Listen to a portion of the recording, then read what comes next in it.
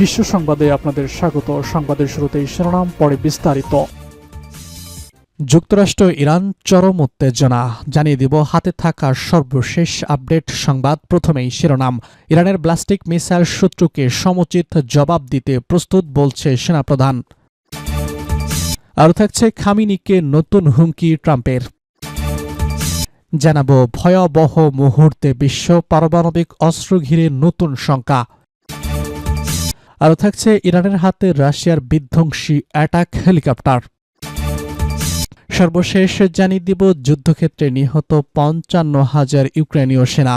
শুনছিলেন সংবাদ শিরোনাম, এখন বিস্তারিত। তার আগে অনুরোধ থাকবে ভিডিওতে একটি লাইক দিন এবং কমেন্টস করে জানিয়ে দিন কোন জেলা থেকে বা কোথা থেকে আমাদের সঙ্গে যুক্ত রয়েছেন।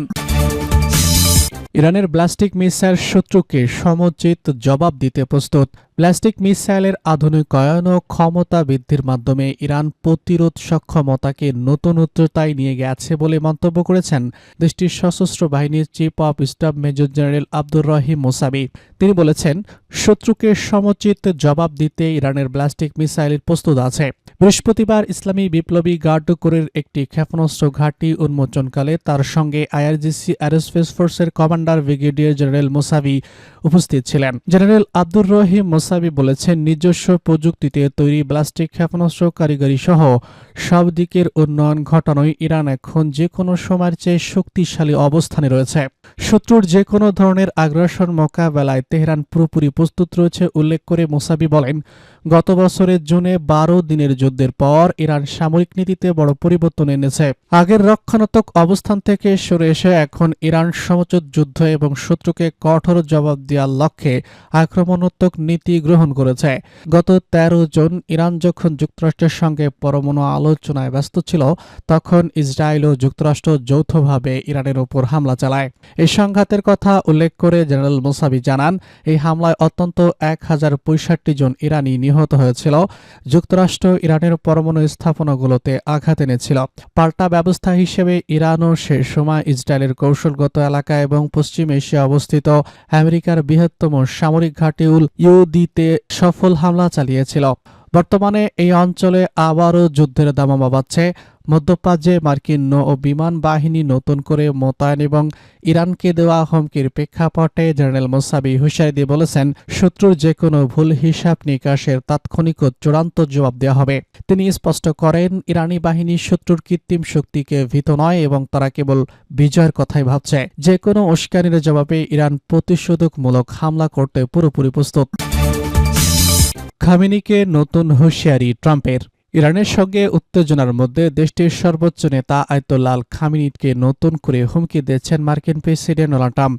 এনবিসি নিউজকে দেওয়া এক সাক্ষাৎকারে তিনি বলেন, খামেনি অত্যন্ত সংবেদনশীল হওয়া উচিত, অবশ্যই তাকে খামোশ হতে হবে। গত জানুয়ারিতে ইরানে ব্যাপক বিক্ষোভ হলে সেখানে সরকারি বাহিনীর বিরুদ্ধে কঠোর দমন নিপীড়নের অভিযোগ তুলে হামলা চালানোর হুমকি দেয় যুক্তরাষ্ট্র।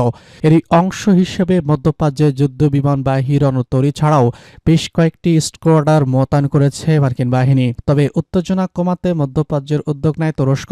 এর ধারাবাহিকতায় আগামীকাল শুক্রবার দুই দেশের প্রতিনিধিদের বৈঠক বসার কথা আছে। তবে বুধবার এই বৈঠক না হওয়ার আশঙ্কা দেখা দিলে ট্রাম্প হুমকি দেন। মার্কিন প্রেসিডেন্ট সাক্ষাৎকারে আরও বলেন, ইরানকে পরমাণু কর্মসূচি থেকে বের করে আনতে হবে, এর কোনো বিকল্প নেই। কারণ পারস্য উপসাগরীয় দেশগুলো এখনও এই শক্তি অর্জন করতে পারবে না। এই কারণে তারা ইরানের পরমাণু কর্মসূচি নিয়ে বেশ উদ্বিগ্ন। নানা নাটকীয়র পর শেষ পর্যন্ত অবশ্য আলোচনায় বসতে রাজি হয়েছে যুক্তরাষ্ট্র। ইরান ওমানের রাজধানী মস্কোতে দুই দেশের প্রতিনিধিরা আসছেন। ইরানের পররাষ্ট্রমন্ত্রী আব্বাস আরাগচি বুধবার এই তথ্য নিশ্চিত করেন। তিনি বলেন, শুক্রবার মাস্কোটের স্থানীয় সময় সকাল 10টায় বৈঠকটি হবে। বৈঠক নিয়ে যখন আশঙ্কা তৈরি হয়, তখন গণমাধ্যম এনবিসির এক সাংবাদিক ট্রাম্পকে এই ব্যাপারে প্রশ্ন করেন। জবাবে ট্রাম্প বলেন, আমি বলবো তার ভেবেচিন্তে কাজ করা উচিত। হ্যাঁ, তার চিন্তা করা উচিত, তবে আপনি জানেন তারা আমাদের সঙ্গে আলোচনা করছে। এদিকে যুক্তরাষ্ট্র আলোচনায় ইরানের পারমাণবিক কার্যক্রমের পাশাপাশি ব্যালিস্টিক মিসাইল এবং প্রক্সি বাহিনীকে সহায়তা নিয়েও কথা বলতে চায়। তবে ইরান জানিয়েছে তারা পারমাণবিক কার্যক্রমের বাইরে আর কোনো কিছু নিয়ে ভাবনা চিন্তা করতে পারবে না। ইরানের এই দৃঢ় অবস্থানের কারণেই যুক্তরাষ্ট্র আলোচনা থেকে সরে এসেছিল। একটি সূত্র জানায়, ইরানকে বলা হয় যুক্তরাষ্ট্রের শর্তে আলোচনা করতে হবে, নয়তো আলোচনা করবে না। তখন ইরান জানায় এমনটি হলে তারা আলোচনায় অংশ নেবে না। ভয়াবহ মুহূর্তে বিশ্ব পারমাণবিক অস্ত্র ঘিরে নতুন শঙ্কা। এদিকে যুক্তরাষ্ট্র ও রাশিয়ার মধ্যে কার্যত থাকা সর্বশেষ পারমাণু অস্ত্র নিরস্ত্রকরণ চুক্তি বৃহস্পতিবার মেয়াদ শেষ করেছে। এর ফলে দুই পরাশক্তি কতটি পরমাণু ওয়ারহেড মোতায়েন করতে পারবে সে বিষয়ে কয়েক দশকের বিধিনিষেধ হঠাৎ করেই উঠে গেল। এতে করে বৈশ্বিক অস্ত্র প্রতিযোগিতা শুরুর আশঙ্কা জোরালো হলো। প্রতিবেদনে বলা হয়েছে, দুই দেশের মধ্যে নিউক্লাস্ট চুক্তি 5 জানুয়ারি তারিখে বদলের সঙ্গে সঙ্গে কার্যকারিতা হারায়। রাশিয়ার প্রেসিডেন্ট ভ্লাদিমির পুতিন 1 বছরের জন্য চুক্তির সীমাবদ্ধতা বাড়ানোর প্রস্তাব দিলেও যুক্তরাষ্ট্রের প্রেসিডেন্ট ডোনাল্ড ট্রাম্প তাতে সাড়া দেননি।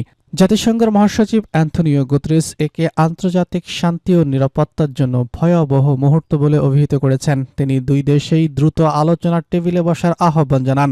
এক বিবৃতিতে গুতেরেস বলেন, গ্রিনিচ ম্যান সময় মধ্যরাত বা নিউ ইয়র্ক সন্ধ্যা 7টার সঙ্গে সঙ্গে চুক্তি শেষ হয়েছে। তিনি বলেন, অর্ধ শতাব্দীরও বেশি সময় পর এই প্রথম আমরা এমন এক বিশ্বের মুখোমুখি যেখানে রাশিয়া এবং যুক্তরাষ্ট্রের কৌশলগত পরমাণু অস্ত্র ভাণ্ডারের উপর কোনো বাধ্যবাধকতার সীমা নেই। তিনি আরও বলেছেন, কয়েক দশকের অর্জনের এই বিলুপ্তির চেয়ে খারাপ সময় আসতে পারত না। পরমাণু অস্ত্র ব্যবহারের ঝুঁকি এখন কয়েক দশকের মধ্যে সর্বোচ্চ। ইউক্রেন যুদ্ধের শুরুর দিকে কৌশলগত নয় এমন পরমাণু অস্ত্র ব্যবহারের ইঙ্গিত দেওয়ার প্রসঙ্গেও তুলে ধরেন তিনি। এদিকে রাশিয়ার পররাষ্ট্র মন্ত্রণালয় জানায়, চুক্তির প্রেক্ষাপটে উভয় দেশে এখন আর কোনো বাধ্যবাধকতা বা সমান্তরাল ঘোষণার মধ্যে নেই বলে মনে করা হচ্ছে। এক বিবৃতিতে বলা হয়, রাশিয়া দায়িত্বশীল এবং বিচক্ষণভাবে কাজ করতে চায়, তবে একই সঙ্গে সতর্ক করে বলা হয়, জাতীয় নিরাপত্তা হুমকির মুখে পড়লে তারা নিছক পাল্টা ব্যবস্থা নিতে প্রস্তুত। ইরানের হাতে রাশিয়ার বিধ্বংসী অ্যাটাক হেলিকপ্টার। এবার তেহরানের সামরিক বহরে আবারও রাশিয়ার অত্যাধুনিক Mi-28 হেলিকপ্টার দেখা গেছে বলে দাবি করেছেন কয়েকটি গণমাধ্যম। প্রকাশিত বিভিন্ন প্রতিবেদন অনুযায়ী ইসরায়েলের কাছে সম্প্রতি 12 দিনের সংঘাতের পর ইরান তার প্রতিরক্ষা ব্যবস্থা পুনর্গঠনের অংশ হিসেবে এই পদক্ষেপ নিয়েছে বলে ধারণা করা হচ্ছে। একটি মার্কিন প্রতিরক্ষা ওয়েবসাইটের বরাতে জানা গেছে, মার্কিন গণমাধ্যমে ছড়িয়ে পড়া একটি ভিডিওতে তেহরানের আকাশে রাশিয়ার তৈরি Mi-28NE মডেলের একটি অ্যাটাক হেলিকপ্টার উঠতে দেখা গেছে। যদিও ভিডিওটার সত্যতা এখনও স্বাধীনভাবে যাচাই করা সম্ভব হয়নি, তবে বিশ্লেষকরা এই ফুটেজটিকে বেশ গুরুত্বের সাথে দেখছেন। এছাড়া গত সপ্তাহে অনলাইনে প্রকাশিত কিছু ছবিতে তেহরানের মেহবাবাদ আন্তর্জাতিক বিমানবন্দরের কাছে প্যাট অ্যারোস্পেস সার্ভিসের একটি হাঙ্গারে এই হেলিকপ্টারটি অবস্থান করতে দেখা গেছে। গত 3 জানুয়ারি ইরানি গণমাধ্যম মোহাম্মদ তাহিরি সামাজিক যোগাযোগ মাধ্যম এক্সে একটি Mi-28 হেলিকপ্টারের ছবি পোস্ট করেন, যাতে মরুভূমির উপযোগী ছদ্মবেশী রং বা মেটাস ইমেজ দেখা যায়। রাশিয়ার এই বিশেষ হেলিকপ্টারটি মূলত যুদ্ধকালীন অপারেশনের জন্য নকশা করা হয়েছে। এতে 30 কিলোমিটারের অটোমেটিক কামান ছাড়াও ট্যাঙ্ক বিধ্বংসী গাইডেড মিসাইল ও রকেট যুক্ত থাকে। এর উন্নত রাডার এবং কনফিগারেড ক্যামেরা দুর্গম যুদ্ধক্ষেত্রেও নিখুঁতভাবে লক্ষ্যবস্তু শনাক্ত করতে সক্ষম।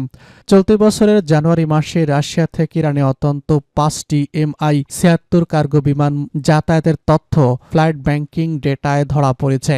যদিও এসব বিমানে কি পরিবহন করেছে তা প্রকাশ করা হয়নি। যুদ্ধক্ষেত্রে নিহত 55,000 ইউক্রেনীয় সেনা। যুদ্ধক্ষেত্রে এখনও প্রায় 55,000 ইউক্রেনীয় সেনা নিহত হয়েছে বলে জানিয়েছেন ইউক্রেনের প্রেসিডেন্ট ভলোদিমির জেলেনস্কি। ফ্রান্সের টেলিভিশন চ্যানেল ফ্রান্স 2কে দেওয়া এক সাক্ষাৎকারে জেলেনস্কি এই তথ্য জানিয়েছেন। তুরস্কের রাষ্ট্রীয় গণমাধ্যম টিআরটি ওয়ার্ল্ড এ খবর জানিয়েছে। জেলেনস্কি বলেছেন, ইউক্রেনে আনুষ্ঠানিকভাবে যুদ্ধক্ষেত্রে নিহত সেনাদের সংখ্যা পেশায় কিংবা বাধ্যতামূলকভাবে নিয়োগপ্রাপ্ত মোট 55,000। তিনি আরও বলেছেন, এখনও বিপুল সংখ্যক মানুষকে আনুষ্ঠানিকভাবে নিখোঁজ হিসেবে তালিকাভুক্ত রাখা হয়েছে। অন্যদিকে যুক্তরাষ্ট্রভিত্তিক think tank Center for Study and Justice এর এক প্রতিবেদনে বলা হয়েছে, যুদ্ধের শুরু থেকে 2026 সালের বসন্তের মধ্যে উভয় কক্ষ মিলিয়ে মোট সামরিক হতাহত অত্যন্ত এই নিখোঁজের সংখ্যা প্রায় 20 লাখে পৌঁছাতে পারে। সিএসএস এর হিসাব, এই যুদ্ধে রাশিয়ার প্রায় 12 লাখ সেনা হতাহত হয়েছে এবং ইউক্রেনের ক্ষেত্রে এই সংখ্যা 5 থেকে 6 লাখের মধ্যে। প্রতিবেদনে আরও বলা হয়, যুদ্ধ শুরুর প্রায় 4 বছরে রাশিয়ার প্রায় 3,25,000 সেনা নিহত হয়েছে বলে ধারণা করা হচ্ছে। অন্যদিকে যুদ্ধটি বেসামরিক জনগণের উপরও ভয়াবহ প্রভাব ফেলেছে। জাতিসংঘের পর্যবেক্ষকদের মতে 2025 সালে ইউক্রেনে বেসামরিক মৃত্যুর সংখ্যা 2022 সালের সর্বোচ্চ। জাতিসংঘ মানবাধিকার বিষয়ক হাই কমিশনার কার্যালয় জানিয়েছে, শুধু 2025 সালে অন্তত 2,500 বেসামরিক মানুষ নিহত এবং 12,000-এর বেশি আহত হয়েছেন। তবে প্রকৃত সংখ্যা আরও অনেক বেশি হতে পারে বলে সতর্ক করেছে সংস্থাটি।